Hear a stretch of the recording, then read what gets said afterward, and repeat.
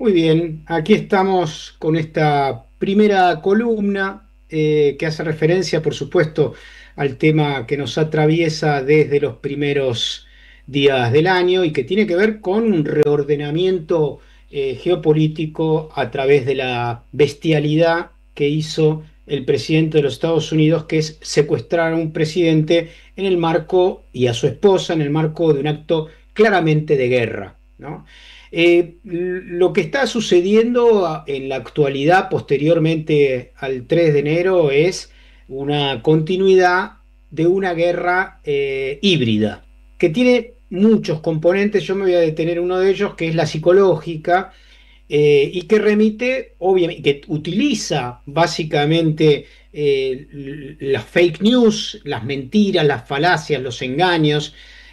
para hacerle creer al mundo que secuestrar a un presidente y a su esposa no solamente no es cuestionable, sino que además eso implica en el discurso oficial de los Estados Unidos, sobre todo de su presidente y del secretario de Estado, una especie de neoprotectorado o denominación del cubano gusano Marco Rubio como un virrey de los Estados Unidos dentro de Venezuela. Y hay un nivel de operaciones enormes que voy a intentar de desmontar como una necesidad de cara a cómo directamente los servicios de inteligencia de Estados Unidos están tratando de generar dos objetivos, ¿no? Por un lado, una desunión al interior de Venezuela para que todo el mundo desconfíe de todo el mundo, para tratar de, obviamente, facturar los errores militares que se sucedieron para que pueda secuestrarse a Maduro y a su esposa, pero sobre todo para tratar de generar una debilidad en el entramado político y militar de la República Bolivariana. Hoy hubo un elemento, uno de los ejemplos de eso, quizá el que logró penetrar básicamente en el discurso de quienes están desesperadamente buscando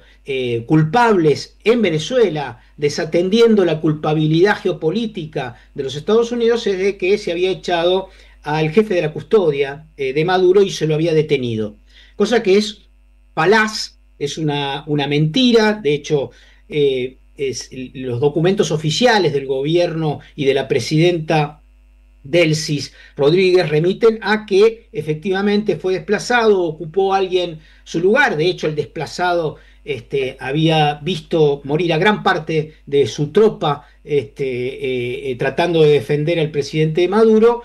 Una cosa es desplazar y otra cosa es ser detenido, cosa que es falso, y sin embargo las usinas propagandísticas locales e internacionales se han encargado durante todo el día de decir que hubo una traición en el máximo referente de la Guardia Presidencial y que eso generó una detención, cosa que, insisto, es falso. Pero ese es, digamos, un detalle que logró penetrar, si se quiere, en el discurso a nivel de la Argentina, en Acampop, ¿no? Que está obviamente choqueado, como lo estoy yo, por supuesto, frente a lo sucedido, tratando de ver cuáles son las fallas, no para, básicamente para aprender de las mismas, porque estas series de confrontaciones y batallas continúan.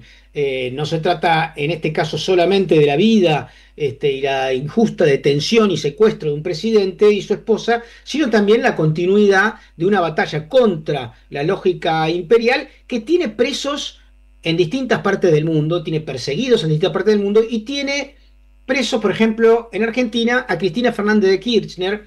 que en algún momento recuerdo, y muchos recuerdan también como yo, la famosa frase de que si algo me pasa, miren para el norte, ¿no?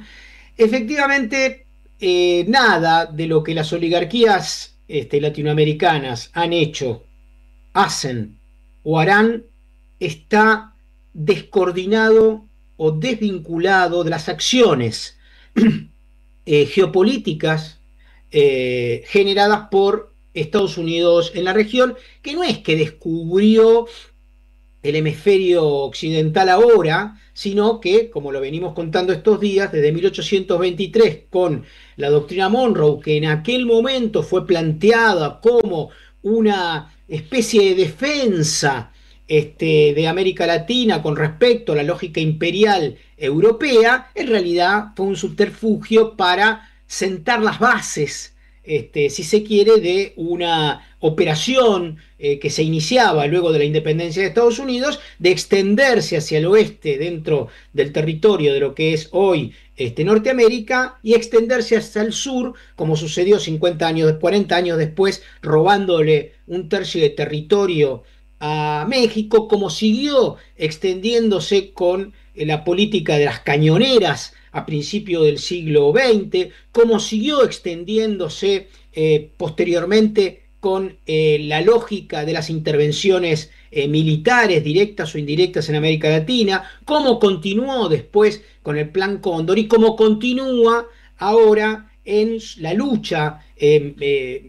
falaz de Estados Unidos contra el narcoterrorismo, que en una sola jornada simplemente en los tribunales de Manhattan quedó desechada en las acusaciones contra Nicolás Maduro. El segundo elemento que me parece importante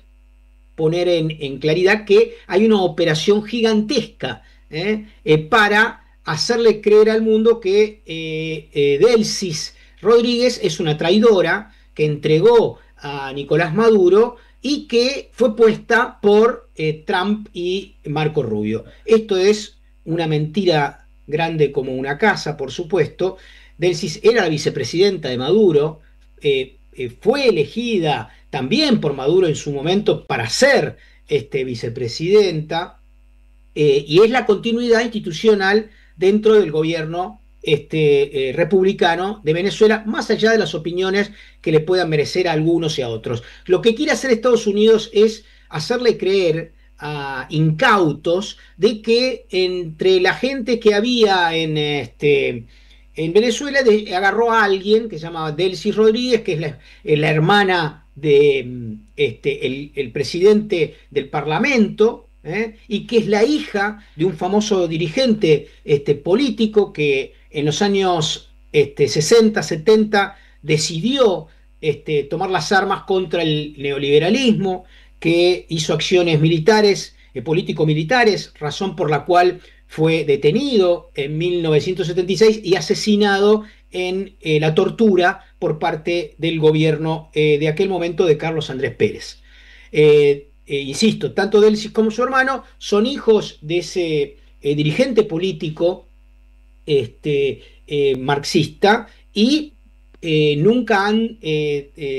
dicho que desechan esa tradición ancestral de lucha por la liberación de su pueblo, y en ese marco también fueron elegidos por Chávez en su momento y por Maduro después para ser su vicepresidenta. Bueno, este segundo elemento, que es muy importante poner en cuestión, de que de ninguna manera lo de Trump y lo de Rubio, que se presenta como una decisión de ellos, es cierto de ninguna manera. Un tercer elemento que me parece importante aclarar respecto al petróleo. Dicen, bueno, dice hoy Trump, y bueno, nosotros hemos decidido que el petróleo que va a venir solamente van a tener que mandar una cantidad de millones de barriles de petróleo a los Estados Unidos. Nosotros vamos a decidir a quién van a vender, a quién no van a vender, etcétera, etcétera. Por supuesto que ese sí son las exigencias que está poniendo Estados Unidos en el marco de un shock que todavía está viviendo el gobierno bolivariano frente a lo que ha sucedido la semana pasada. Sin embargo, esto no ha sido aceptado de ninguna manera por el gobierno venezolano hasta ahora. No hay ningún documento oficial ni comunicación oficial de que estas exigencias planteadas por Rubio y Trump, brutales, que quiebran cualquier noción mínima de soberanía, vayan a ser aceptadas. Lo que obviamente supone una situación de tensión, porque Estados Unidos está también en una encrucijada más allá del shock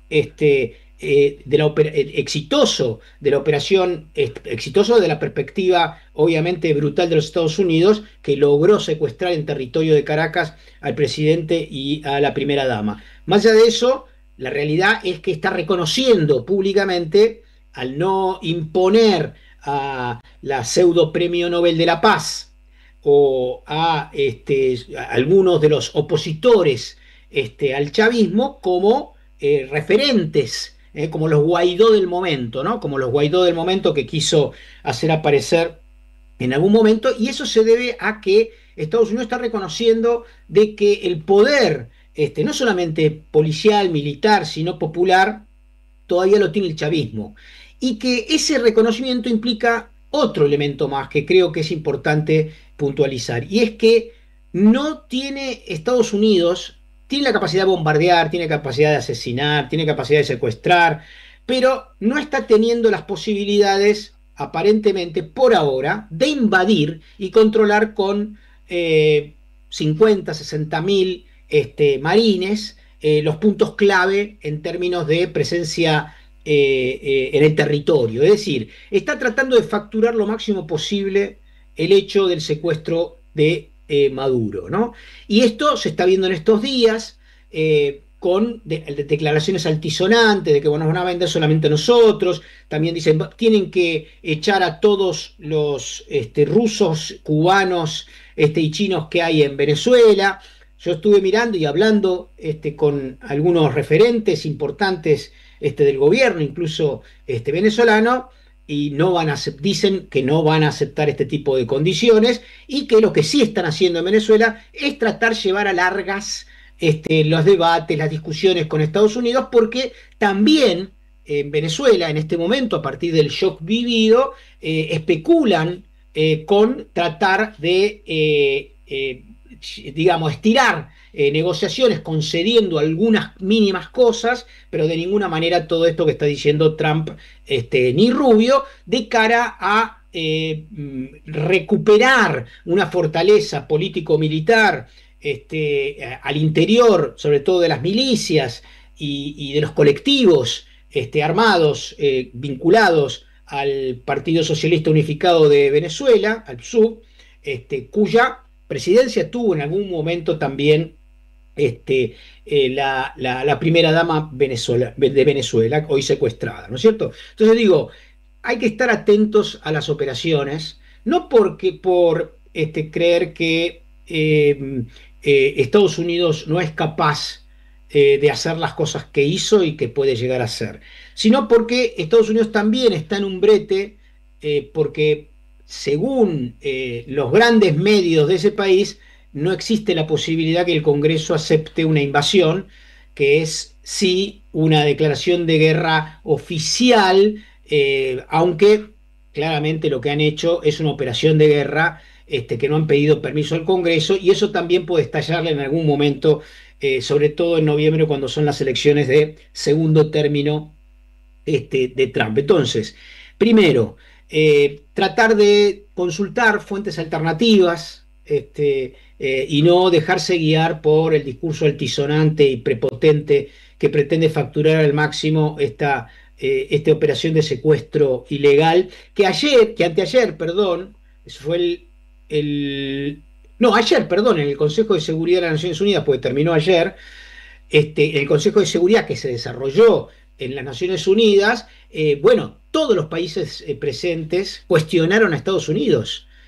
cuestionaron la acción desarrollada, y hoy el gran debate, por supuesto, de la lógica colonial europea remite a la isla,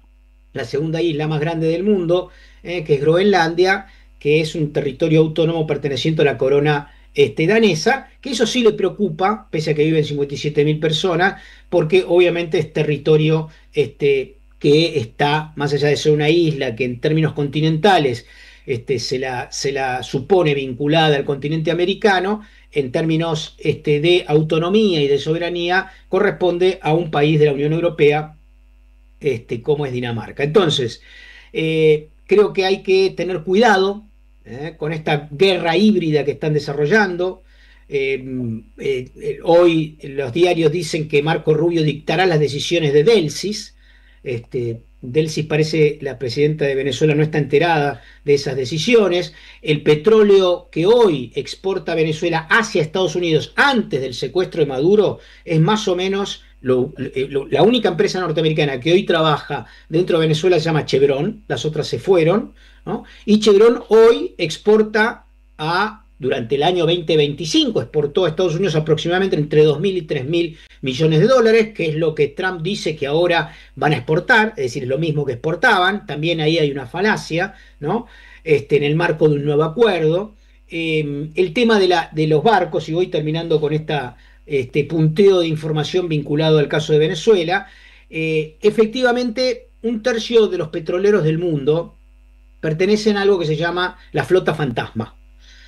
La verdad es así, cuando empezaron las sanciones, ya hace muchos años de Estados Unidos contra Rusia, contra China, contra Irán, contra Cuba, contra Venezuela, Estados Unidos que controla el mecanismo, o si no lo controla, tiene capacidad de control del mecanismo de los seguros a nivel global de la industria petrolera, dijo que no va a permitir que barcos de estos países que acabo de nombrar estén asegurados, ¿no? Y hay una ordenanza internacional que los petroleros tienen que salir con un seguro al mar, producto de posibles derrames que tienen que pagar los seguros. Bueno, la cuestión es que ni Rusia ni China aceptaron eso y armaron una cantidad de buques, que son más o menos un tercio, según números que existen, de todos los existentes en el mundo, que los norteamericanos, los estadounidenses y los europeos despectivamente llaman fantasma porque no es de ellos, ¿no? Y porque no la controlan ellos. Entonces es fantasmagórico, todo lo que ellos no pueden controlar le llaman flota fantasma, y es donde comercian estos países que están sancionados. Entonces, se están persiguiendo algunos de estos buques, hemos visto en estas 48 horas. Por supuesto, esto implica algún nivel de conflicto con China y Rusia que vamos a ver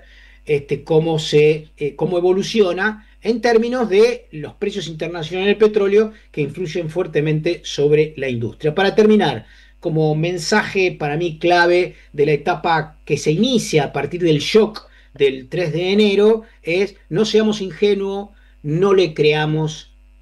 a los verdugos. Vamos a un tema musical.